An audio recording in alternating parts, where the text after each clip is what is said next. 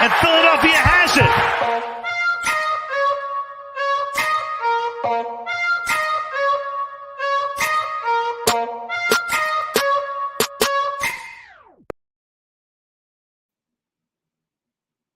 What is up, everybody? Welcome to another episode of DSM Pregame Live, Sixers edition. Tonight we have the Philadelphia 76ers visiting the Chicago Bulls. 76ers visiting the Chicago Bulls tonight on a 6-game road win streak, coming off a loss to the Bulls on Monday night, obviously snapping their 8-game win streak on the road and at home. Nonetheless, I'm your host here at Scotty Drown. You can find me on all social media platforms at that handle. I am here with my faithful co-host, Dylan Davis. You can find him at DylanJD98 on all social media platforms. Be sure to give us both a follow if you do like the content. And, of course, be sure to subscribe to the DSM Media YouTube channel. The Sixers pregames, Phillies pregames, Eagles pregames, all the way down the line, they will all stream exclusively on the DSM Media YouTube channel. My man Dylan, what is good with you this evening, my friend? What's going on, buddy? Looking to get back in the win column, obviously.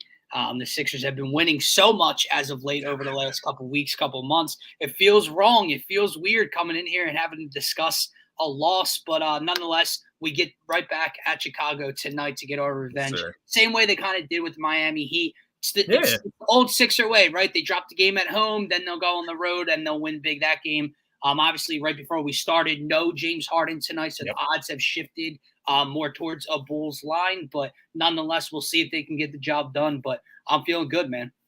Yeah, I'm with you, man. And obviously, the Harden news just came out. I'm under the belief that this is a team that should beat the Bulls even without James Harden. So that's not going to change much of what we were going to talk about here tonight, I don't think. We were going under the assumption that Harden wasn't going to play anyways because that would be a bad idea. Nonetheless, I did have the pleasure of being at that game on Monday. And of course, I go to the game where their winning streak is snapped. Comes to an end. Chicago Bulls. Probably the worst version of a double overtime game that you could go to because it was still so low scoring.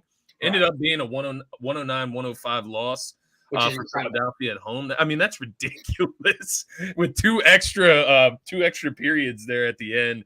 Nonetheless, you had Embiid in this game, 37 points, 16 rebounds, 3 blocks, 1 assist in this game, 11 for 22 from the field. He fouled out in the second overtime, I believe. Yeah. Maxey, 22 points, 5 rebounds, 6 assists. Harden had a bad night, obviously, from the scoring column. It appears now especially that injury to the left foot, Achilles, is bothering him. Nonetheless, 5.7 rebounds, 12 assists. D'Anthony Melton stepped up off the bench, 19.6 rebounds. He was 5 for 12 from the three-point line. On the other side, you had DeRozan with 25 points, 8 rebounds. Vucevic, 21 points, 12 rebounds. And then Zach LaVine with 26 points, 7 assists. Dylan, we don't have to spend too much time on the loss here, but anything that you take away from that game? And is that a throwaway game for you? What do you take away from that game? It has to be because it was quite possibly, probably the worst offensive performance, the worst offensive outing the Sixers have had this entire season. Yeah. It was the worst game that James Harden has played in a 76er uniform. That's going back to last year when he struggled in the playoffs, and we talked about age or injury, and it turns out that it's probably the latter with that hamstring injury. But it seems to be that again now with that foot, Achilles, whatever the case may be. So you kind of chalk it up as a bad loss at home, but not too much to overreact or worry about, right? We'll see how they bounce back tonight. My main thing that I discussed the other morning following this game was really the way they handled this injury of James Harden. And I'm not understanding. You and I go back and forth on this a bunch with how they come out at post-game and after the game and say, oh, he's hobbling around the locker room. And then Doc comes out and says he's been dealing with this. Now, that's interesting to me. He's been dealing with this, Doc. So you decided to play him almost 48 minutes of a double OT game with what, 12 games left in the season, 13 games left in the season. Like you cannot mishandle an injury like that, no matter how big or small it may appear on James Harden. I see no point in why he played 47 minutes, Scotty. Absolutely none. And like you're gonna Absolutely come not. out and like that. All right, like you tell me this post game. Well, why'd you keep him in the game? Yeah. Yeah, that's on you, Doc. Like at the end of the day, maybe it's not on Doc. Maybe it's on the medical staff. Maybe it's on Harden saying that he can go. Either way, 47 minutes in a double overtime game. And not to mention, he wasn't playing well, right? Like that's the Horrible. baseline of everything. You know that his foot's hurting, right? His Achilles, whatever the case may be, his foot sore, his Achilles sore. Mind you, that's the first time we've seen Achilles on the injury Yeah, report which was yesterday, weird right? to me. That's very odd. So, Doc, you know that he's dealing with it. We don't know that. So, yeah, if you take him out of the game in overtime in the fourth quarter, we might sit there and be like, what the hell? Why isn't Harden in the game? But that's not for Doc Rivers to worry about. What's for him to worry about is their postseason chances and making sure they're as healthy as they can be going into the postseason. So, not only the fact that you know that he's dealing with the injury, he played like shit. Like, it was bad. It was to the point where I was looking at the game and I'm like, man, if we just have somebody in Harden's spot that can give you just an average output, we win that game. Right. Like somebody that is just not sitting out there as a decoy. And that's where it breaks down for me. If he's not healthy, then he doesn't need to be on the floor, man. Well, that's the biggest thing. I actually was texting you about this because, as you know, I had James Harden over 8 assists in that game the other night, as did you. Yeah. And he's at that 8 mark to start the fourth quarter. And I'm watching, and he is off ball. Yeah. The whole quarter, the whole 2 overtimes, 98% of those possessions, Tyrese Maxey was bringing the ball up the court. He was the point guard. He was getting them into their sets. You mentioned the word decoy. James was just off to the side. If he was walking up and Joel waved him over, he would get the ball, pass it right back to Maxey, or wave Joel off. Listen, either he was extremely frustrated with himself and how he played, and that is not great character, or that injury was really bothering him. It showed in his point total and his shooting numbers. And for whatever reason, you left him on the floor to play 22 straight minutes almost. Yeah. Yeah, and I would go with the latter there, Dylan. I would go with the side that says he's just injured. He's not feeling himself, right? Because we haven't seen signs from that from Harden since last season in the postseason when we went out against the Heat, right? And he was dealing with the hamstring injury. We knew that, right? After the season, he talks about it. He gets the whole summer to get healthy. And we saw what a healthy Harden looks like. Correct. There is no lack of motivation in a healthy Harden on the Philadelphia 76ers. So I'm not going to sit here and say that Harden wasn't, gave a lack of effort. I know there was a couple tweets out after the game. People didn't know that he was dealing with an Achilles soreness, let alone a foot soreness, right? So I think a lot of people would take those comments back if they knew that. And ultimately, I think they make the right decision tonight. Don't risk that. I don't even know why he's questionable. I guess that's a play to the Bulls. Right. You don't know if he's going to play or not, but he doesn't need to play the next couple games. If you're switching that designation from sore foot to sore Achilles, you need to cut it right there and sit him as long as he needs to until that soreness goes away. The last thing I'll say on the topic is bookmark this. Bookmark that game, because if this turns out to be a bigger issue, if this turns out to hinder James Harden in the playoffs, if he's not 100%, if he's less than 90, 80%, bookmark last night or bookmark 2 nights ago, because it was totally mishandled at this case. Maybe it's no big deal. Maybe he was sore. It was bothering him. He gets the night off tonight. He comes back in a game or 2. He's 100% fine. Knock on wood. I hope that's the case. Yeah, but if same. it's not, you can go back to 2 nights ago, and that's where the problem starts. Yep. Because apparently it was known that he was dealing with something, and you let him play for almost an entire 4 quarters. So whatever. Other than that, like you said, Embiid dominant again. D'Anthony Melton, huge off the bench. Maxey was fine. Didn't shoot particularly well in the fourth quarter, but whatever. No PJ Tucker. Tobias Harris was fine.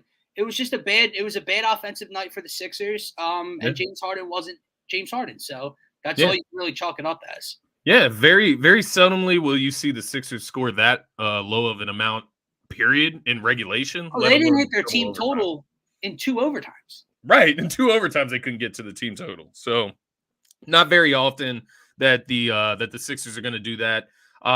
Just lost Dylan there. Nonetheless, looking at this, moving on to tonight's matchup, we do have the Bulls. Obviously, they're 2-1 against the Philadelphia 76ers this season. Oh, man. Give me There back we the- go. What Yeah, the- I removed you, and then I think we clicked it at the same time. But welcome back. We didn't miss much, nonetheless. I was just going to recap and kind of move on into tonight's matchup. Sounds good. Bulls 2-1 against the Philadelphia 76ers on the season. With both of those wins coming in Philly, they've won 2 in a row in Philadelphia this season. The only one that we won was actually in Chicago, so we get a chance to even that up tonight. And then the other thing I'll point out from this game, and I'm with you, I throw this game out completely because, like I said, it doesn't even have to be James Harden night. Insert a Shake Milton into the lineup and just play an average game, and we probably win this game, in my opinion. But nonetheless, 21 turnovers to Chicago's 11. That's how you lose a game at home as well. You cannot, out turnover somebody by 10 turnovers. I mean, that's going to lose you a game every time. So moving into tonight's matchup, we can get straight into it. Obviously, we covered the Bulls and the Sixers, what they look like from a full season standpoint, a nice overview. We did that on the last pregame show, so we don't have to get into that too much right now. You have the Bulls at 10th place in the Eastern Conference. Philadelphia is in the 3rd place now. They did move back behind Boston. Injury report, as we mentioned, James Harden is out for this one. PJ, I don't know if that has been I don't know I've if not that's heard been anything yet. but he was questionable for this one. Caruso is questionable for Chicago, and then Javonte Green is also he's probable for Chicago. So fairly healthy coming into tonight, minus James Harden. Let's start with keys to victory, man. What is your first key to victory coming into this game tonight? Playing off of the last game, this is an interesting case because it's not just correcting your wrongs from the last game going into the next. It's against the same opponent. It's very similar to a 7-game playoff series that we're going to get accustomed to in a few weeks. So starting off, what went drastically wrong in the first game? You got to clean things up. You mentioned the turnover numbers. 21 turnovers is unacceptable. It's not going to win you any ball game. I don't care if you're 9, 11, 12 games better than your opponent. It is not going to help you win a ball game. Clean things up has to be my number one key tonight. And then secondly, I'm going to keep it on the offensive end. I don't know how you felt about this. We didn't discuss it in our quick recap there. I thought the Sixers, specifically down the stretch, were way too passive on the offensive end. And what I mean by that is Tyrese Maxey or Tobias Harris getting a clean look from the wing or the corner. That's probably the best shot they would have got on that possession. Instead, they give a pump fake. They try to drive it. They kick it, 2 extra passes. Next thing you know, shot clock's running down, and you're getting a fadeaway jumper over 2 guys over someone's stretched out hand. Take the first best shot available. If you're open, shoot it. So listen, I love that they want to share the ball. I love when the Sixers play unselfish, but be a little more selfish tonight if you have a clean look, and obviously clean things up. Like I said, you cannot turn the ball over 20 plus times. Yeah, I completely agree with you there. So I'll start because you kind of hit 2 of my keys to victory here.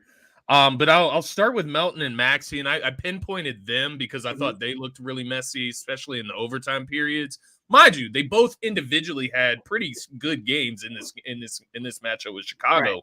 But I just thought their chemistry together was really off, especially down the stretch there when they had to throw Melton in the mix with Harden and Maxey. So just cleaning that pair up, but also just, expanding that even further to your point. You can bring Tobias into the picture. You can bring Melton into the picture. Anybody that's out there to space the floor. You're not out there to pump fake, man. Mm-hmm. You're out there to let it fly from the 3-point line, especially guys like George Niang, Daniel House. Mind you, I like when Daniel House, he can pump fake sometimes. He'll close out hard on him and he'll go to the rack. He's athletic. So it's fine in certain situations, but you just have to clean up the hesitancy, right? Especially when Harden is not playing well. They'll do it tonight because he's not in the game at all, right? But in that game, once again, it speaks to what we were talking about earlier. If you're Tobias Harris and you know that James Harden's a little beat up tonight, shouldn't you take a little bit off of his plate? If you're DeAnthony Melton, Tyrese Maxey down the line, shouldn't y'all take a little bit off of his plate? Mind you, they started doing it in overtime, but it was too late at that point, right? You couldn't build that chemistry by getting those runs in early in the game. So just cleaning up all of that, because we talk about turnovers, and that was my other key to victory. controlling the turnovers. We talked about it. We turned the ball over 10 more times than the Chicago Bulls in that last matchup. But that feeds into the hesitancy as well. Stop pump faking and then dribbling and then getting stuck in the air. Exactly. And all you can do is pass it to the other team. That happens way too much, right? If you just take the first shot. There is nothing more frustrating than watching any team, let alone our Sixers, pass up what ultimately becomes the best look of the possession. That is the most frustrating part. Do not pass up an open three. Do not pass up an open 15-footer. And then 12 seconds later, 10 seconds later in the shot clock, somebody's got the ball with nowhere to go and they got to put something up. No, you had the look you wanted 10 seconds ago. I get it. Late in the game, you're looking to chew some clock. You want the best possession. You had the best possession. Okay. So yeah, man, I completely agree with you. It was really frustrating. And to your point, Tobias Harris does it a ton late in games. Yeah. He did it so annoying. He did it the one game. Was it the Portland game when he was in the corner? You brought it up a bunch. Yeah. When he passed it back to Harden while he's getting double teamed. Yeah.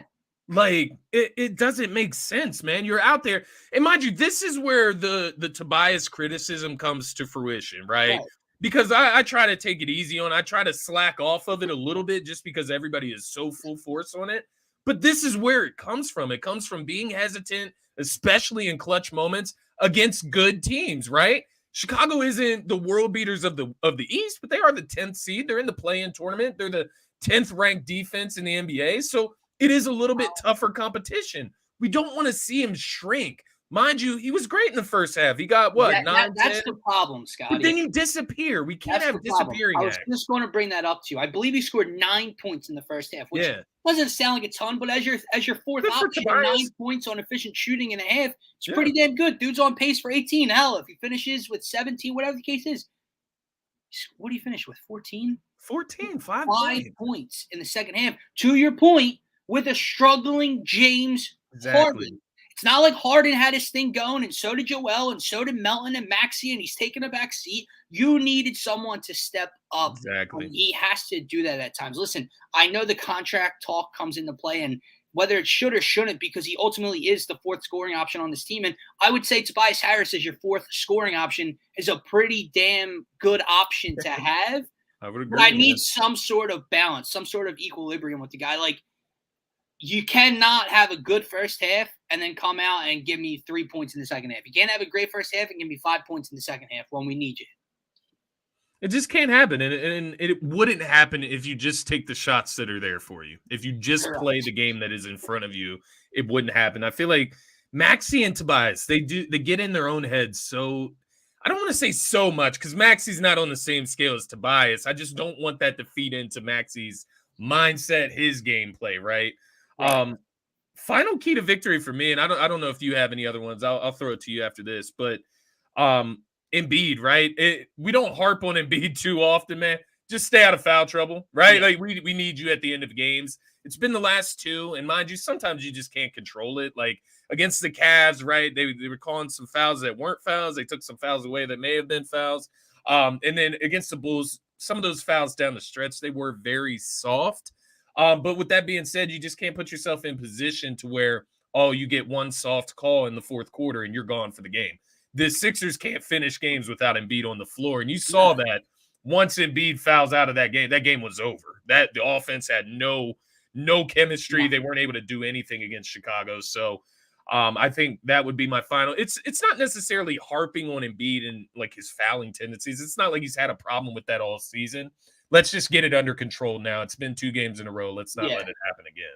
I don't think he will. I don't believe he doesn't normally find himself in these. Normally doesn't. Often. Embiid's not fouling out often. And again, to his credit, it took him till the middle of double OT to pick up that last foul. Fair. Which, if you want to call it a foul, you don't want to call it a foul. I know you were there live.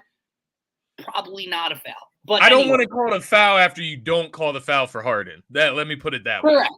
Correct. So maybe that's the last key, right? Even officiating. No, I'm kidding. To your point, my last key is the guy you brought up. When you're missing James Harden tonight, you have to continue your regular flow of offense. So I'm looking at not only to feed Joel Embiid and looking at another dominant night from the MVP right now, I'm also looking at a guy like Tyrese Maxey, Shake Milton, right, playing that point guard role.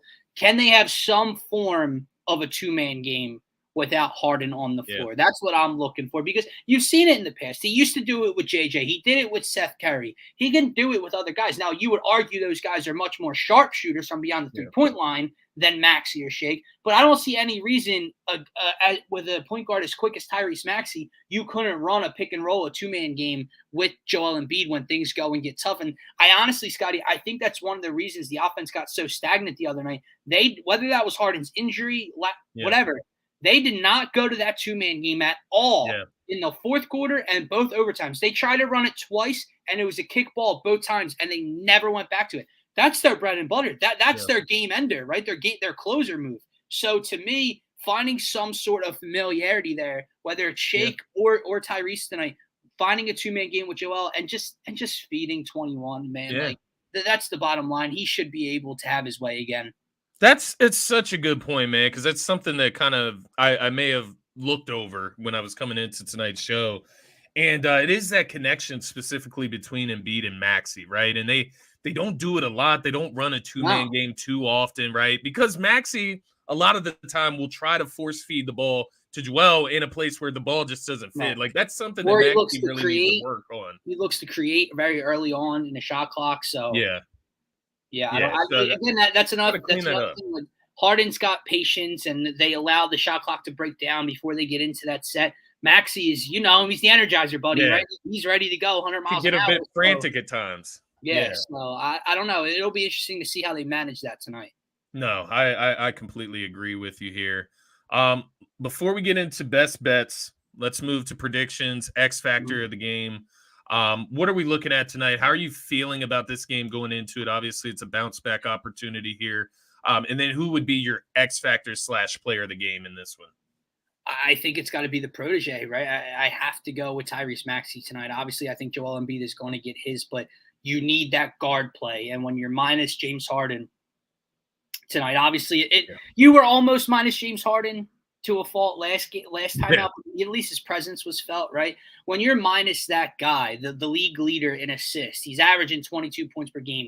He attempts 6, 7, 8 threes per game, right? Someone has to fill those numbers. And to me, that's second in line is Tyrese Maxey. And obviously it's different than with Joel off the floor as well. He lets the leash off a little more. But I'm looking for Maxey with no Harden, having the ball in his hands more, to create for himself, create for others. We'll get into that best bet in a couple minutes here. But Tyrese Maxey is my X factor tonight. I don't know that, obviously he had Patrick Beverley foul out. He scored all of 4 points and fouled out, but whatever.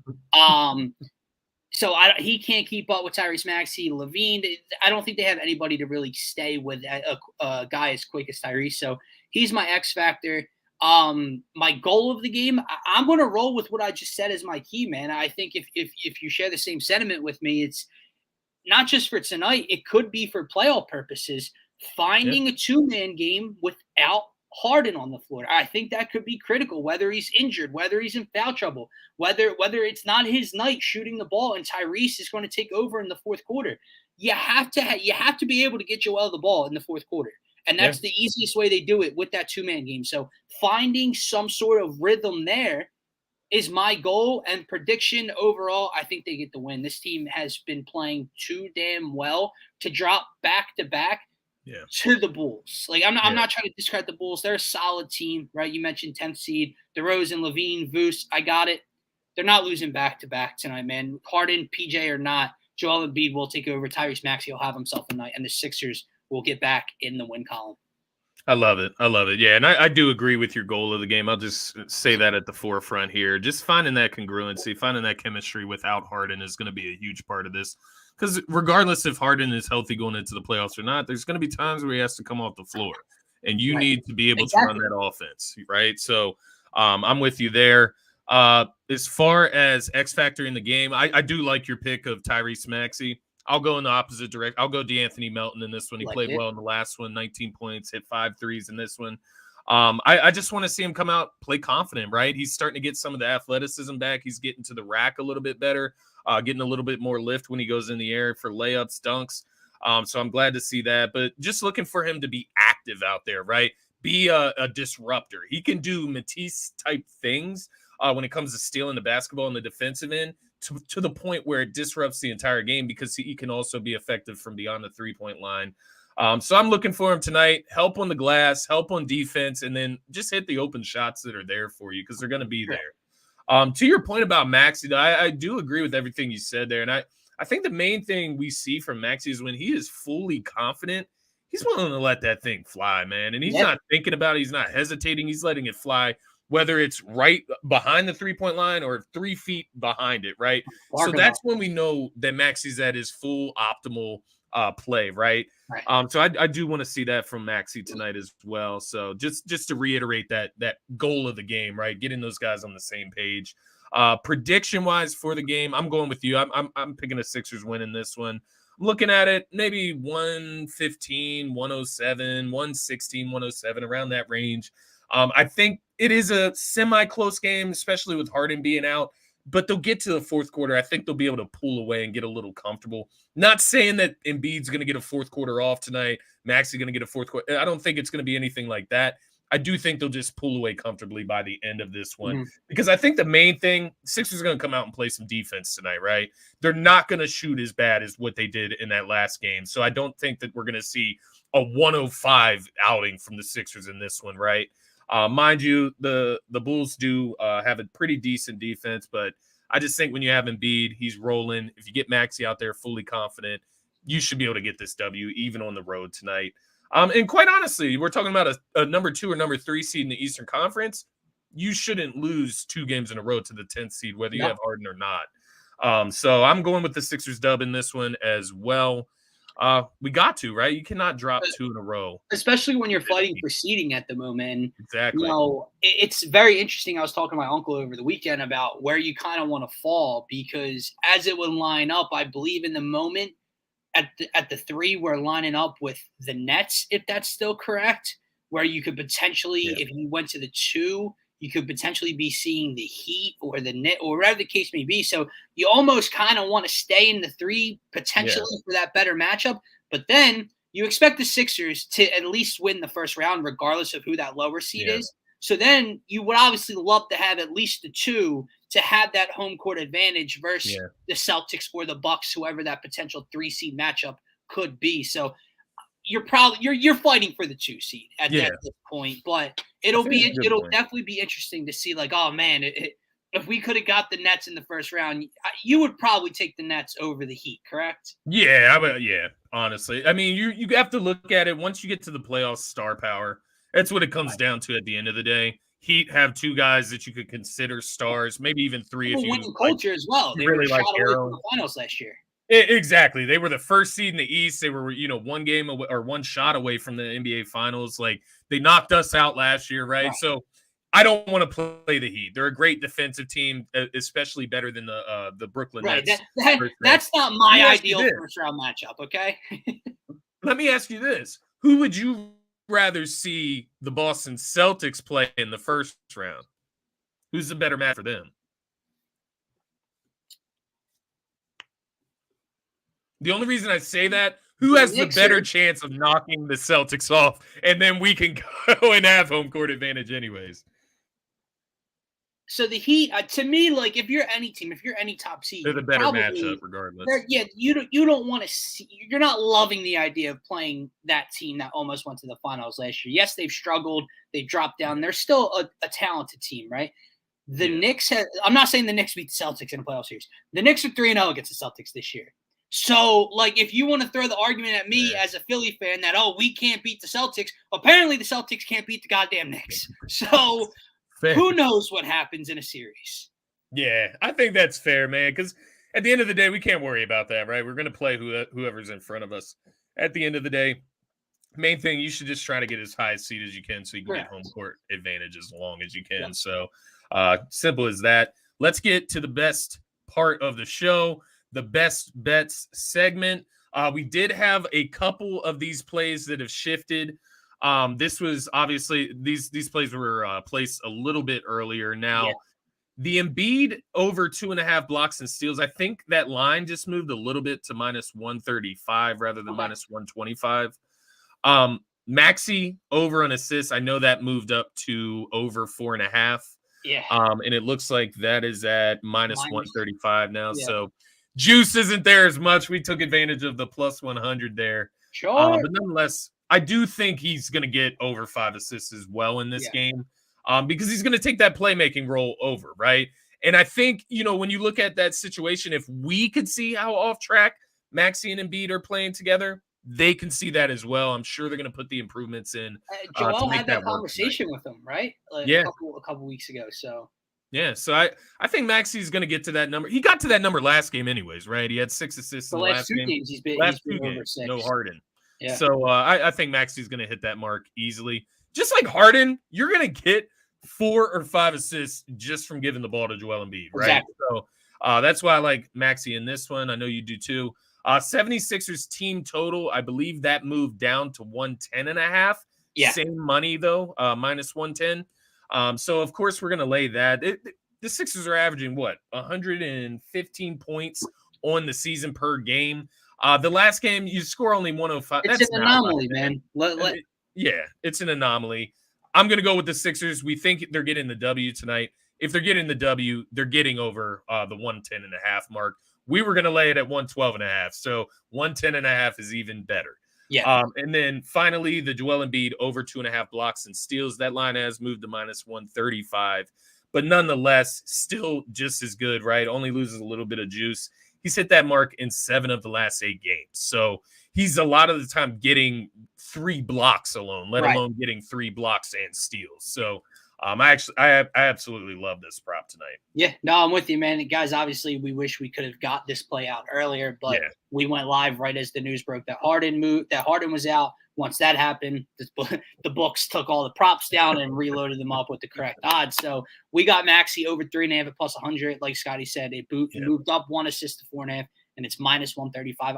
I agree. I still think he gets that total. And it'll be interesting, man, because not only do I want him to obviously to win me money, I also am looking at that assist total tonight because of the reasons we've laid out, because of our goal of the game. Moving forward, I need to see that playmaking ability. Like you mentioned, the biggest thing to me, regardless if Harden is 100% healthy or not, he's going to be off the floor at times in the postseason. Duh. And you would assume there's going to be moments where Embiid's on with him off. You would like to balance those two. So having a point guard that can run a similar offense is semi-important. So Maxey assists, I love. Their team total, like you said, we were going to take it 2 points higher, James Harden or not. We were expecting him to be out anyway for the Maxey play. So we like it at minus 1 at 110.5 as well. And then the Embiid blocks, honestly, might be the most intriguing play now with Maxey's number going up, because like you said, the dude might have 4 blocks in itself. So blocks steals, you would hope that he can get 3 of them tonight. I believe he had 4 blocks and 1 steal in the last game against Chicago. He fouled out in that one as well. So so I think he's going to be fine. I love these plays tonight. Hopefully we go 3 for 3. Went 2 for 3 on last pregame show. I believe the only one that didn't hit was Harden over what was the line? Points plus assists. Points plus assists. We missed on the over on that. But we did hit on the over on Tobias points and the over on Embiid points, rebounds, and assists. So 2 for 3, still seeing green. Hope to do better tonight. Let's go 3 for 3, man. Let's go 100% from the field. Yes, sir. Nonetheless, that I believe is going to do it for this edition of Sixers Pregame Live. Of course, we want to see the Sixers get this W tonight, guys. Get back on the right track. Get Harden some well-needed rest. Hopefully, we see if we need to see him soon. Hopefully everything's all right. That's what I want to really say there. Hopefully he can get healthier and be ready to go for the playoffs. But nonetheless, go Sixers tonight. For my co-host here, you can find him at DylanJD98 on Twitter. For myself, you can find me at Scotty Drown on all social media platforms. That's going to be it for this episode of DSM Pregame Live. Be sure to hit that subscribe button. Turn the notifications on so you're notified every single time we go live. Until next time, everybody, go Sixers. Go Sixers.